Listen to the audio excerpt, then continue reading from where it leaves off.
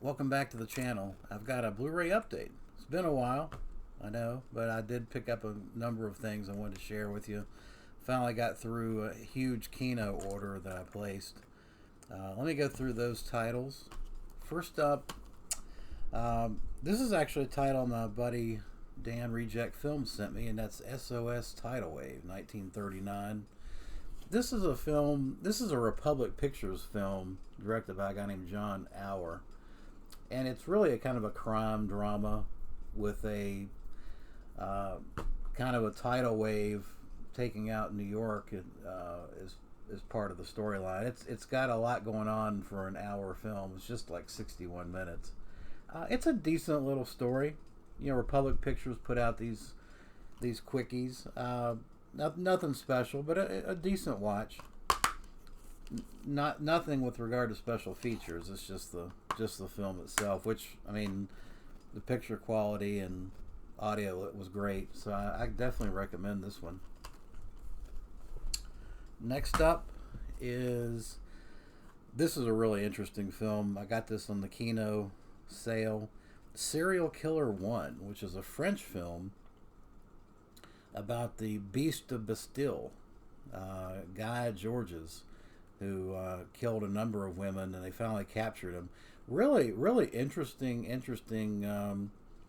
serial killer film. It's more of a drama about the police procedural parts of it, where they're tracking him, trying to figure out who it is, and then once they've captured him, you get a lot of the courtroom drama. Very interesting. I enjoyed it. I definitely recommend this one. Another one where there's really nothing with regard to special features, but I still think it's definitely one worth picking up, particularly if you can pick it up for like $10. Next up, another Kino title. This is with a slipcover. It's DEFCON 4, which I think Arrow also put this out. This is kind of a missed opportunity. A guy named Paul Donovan directed this. It started out interesting. It's got an interesting premise. You've got some astronauts that are coming back to Earth, and of course they find Earth in a post-apocalyptic kind of setting, and from that point on, it becomes kind of a poor man's Mad Max Beyond Thunderdome type deal, and it really gets bogged down. That's the second half of the film really gets bogged down. It just didn't know where to go, unfortunately. There's an interview with the composer Chris Young. Of course, Chris Young went on to do the music for the Hellraiser films. So, other than that, it's not a whole lot to offer. I give it a 6 out of 10. Not bad, but definitely a missed opportunity. From a post-apocalyptic perspective, it just, it had a lot. It could have gone a lot of places, but it just didn't go anywhere.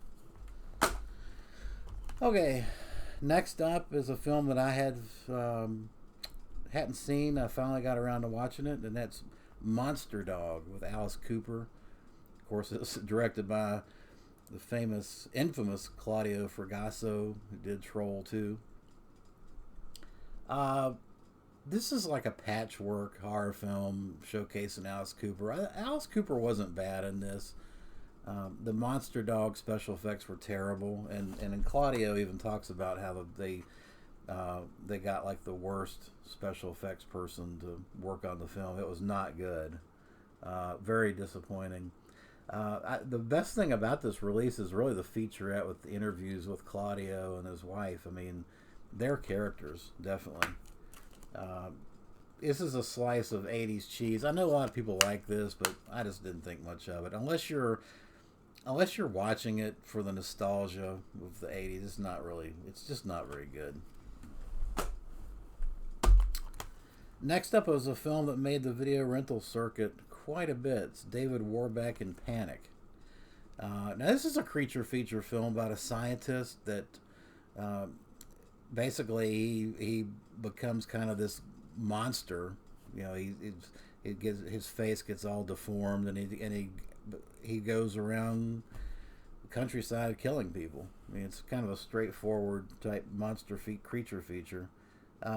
This is a code red release. It's got a HD scan with some color correction. I thought it looked really really good. Uh, the dark, the dark blacks were not too dark. I think you could definitely see what was going on. David Warbeck is interesting in it, but again, this is a film that once you set the premise with the scientist who has the failed experiment gone bad, it becomes just kind of a lurking monster film, and there's not too many in the way of memorable kills either. So it was a little bit disappointing. I give it a 6 out of 10. Next up is another film that I had never seen. This is from the 70s. This is Zoltan, Hound of Dracula with Michael Pataki. Of course, he did Grave of the Vampire as well. And this is directed by Albert Band, Charles Band's dad. 1977. This is a Kino release. It's got an audio commentary, which was very good. Troy Howarth, I think, did this. And then you've got a radio spot and then the trailer. Good story. Basically, Dracula's descendants are living, which is Michael Pataki. You've got a crypt that gets disturbed, and you've got the dogs. Dracula's dog basically trying to find Michael Pataki. Kind of silly. It's a silly kind of story, but fun. I mean, it's played seriously. I give it a 6 out of 10. Next up is a sci-fi flick I got from Kino Sale. This is by Erwin Yarsworth. This has got Robert Lansing and Lee Merriweather, and that's the 4D Man. Fun movie. You got a guy that discovers an element that allows him to dematerialize. His body becomes not. He's not. It's kind of a variation of the Invisible Man, except he's not invisible, but he can pass through walls and solid objects. Pretty cool. I mean, it definitely kept my attention. This has 2 audio commentary tracks. So I think it's worth that just for the commentary tracks alone. And then an interview with the producer, Jack Harris, which was very interesting. Jack Harris, self-made producer. Definitely recommend 4D Man. I give that a 6 out of 10 too. Let's see what else we got here. Oh boy, this was the purchase of the purchases. This was my favorite film of the Kino selections I picked out. This is directed by Alan Roback, and that is Baby Blood. Wow. I want to say 1989. Baby Blood. Euro film. Batshit crazy Euro film about a woman that's pregnant, and the baby is kind of just taking... The baby is essentially some alien force within her, and it's directing her to do all kinds of horrible things, including commit murder. Great stuff.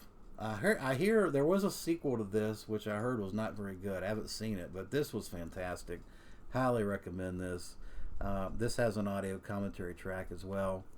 If you haven't seen Baby's Blood, highly recommend this. 8 out of 10. Next up is a British giallo directed by Robert Fust, and that is And Soon the Darkness. This is kind of a tepid story. The setup is 2 girls are basically bicycling through the French countryside, and they get separated. They have a fight. They get separated. One gets killed, and the other goes looking for her, trying to figure out what happened to her. Yeah, I mean, it was okay. I was not a huge fan of it. I was looking for a payoff, something earth-shattering. It was just a very tame, kind of forgettable film, to be honest with you. Yeah, nothing here of any real interest. I mean, it was well acted, well directed. I'm not saying that. It's just not a very memorable film, in my opinion. This has 2 audio commentary tracks. Troy Howarth is one of those. The tracks are excellent on this. I definitely recommend the release just for those audio commentary tracks. I give it a 6 out of 10. Next up is Some childhood favorites of mine. This is directed by Gordon. Well, let me do this one first. Doctor Who and the Daleks, directed by Gordon Fleming, 1965, the year I was born. This film came out. Yeah, this is an Amicus film, of course, produced by Milton Subotsky and Max Rosenberg, starring Peter Cushing as Doctor Who. And this film basically takes almost verbatim the original Dalek story from the TV series and turns it into a 90-minute film. Having watched both, I can say that I think it's excellent. I mean, I think it's just as good as the TV show. It's different, but from a storyline perspective, I think it's the same, and Peter Cushing does an admirable job. Some people complain about Cushing's portrayal, but I think he did a fine job. I enjoyed it. This has an audio commentary track, and it also has a 57-minute making of, not a making of, but basically Dalek. It's kind of a documentary about the fandom of Daleks and Dalek mania. So I recommend this release as well. 7 out of 10. And then we get the follow-up from 1966. That is Invasion Earth, Doctor Who and the Daleks. And again, we're bringing back Peter Cushing. This time the Daleks have taken over Earth in the future. And Peter Cushing's got to save them. Again, this was a fun film. Obviously, I think they were limited by budget constraints. I mean, it was Amicus. I think that was an issue. And I think the ending was a little rushed. I think the ending was a little hokey. But, it's comic book fun. It's, you can't really dissect these kind of things. And I think when you start trying to overanalyze these type of movies, you're missing the point. It's a comic book movie. This also has an audio commentary track and the same Dalek Mania documentaries on this film as well, this release. So, yeah, I give it a 7 out of 10 for Invasion of Earth. Next up is another release from my buddy Dan, Reject Films. Thank you, Dan. This is Gravy, directed by James Roday. James Roday. I think this was his directorial debut. This is a black comedy. I think that it tries too hard to be funny. I just don't think it works. Basically, you've got these group of psychopaths that take over this bar and terrorize the customers, playing games with them, killing them off. And they do it. They try to do there's a lot of quippy, smart one-liners. They're trying to be funny. It tried too hard, and I think it's a good example of film of how difficult it really is to make a horror comedy and do it well. It either works or it doesn't. There's just this one for me. It didn't work. It just didn't work. And I'll tell you this: the audio commentary track on this film was one of the worst ever. I very rarely turn off a film. I usually, any release that I get, I'll watch everything about it. The special features, and this is one of the few that I just gave up on it. I mean, I didn't give up on the film. I watched the film, but as far as listening to the audio commentary track, it was so bad that I just gave up halfway and just cut it off, which I never do. So yeah, kind of disappointing, but I think this was a miss as far as being a good horror comedy. Next up is these are two releases that were limited from Scream Factory or Shout Factory, Chicks in Chains, women, Amazon women type stuff. The first is The Big Bust Out, and this is a Chicks in Chains film. This has a 2K scan and the theatrical trailer. The interesting thing about this one is that it's set in a convent. The women are like prisoners at a convent work camp, and they break out. All these films with women in prison or chicks in chains, they're always in some kind of a camp, or they've got to break out of it. Yeah, this was kind of disappointment too. Pretty much a forgettable uh, women in peril type film. I mean, it's okay for what it was. It was directed by uh, Richard Jackson, but yeah, it is okay. Nothing special. I give it a 6 out of 10.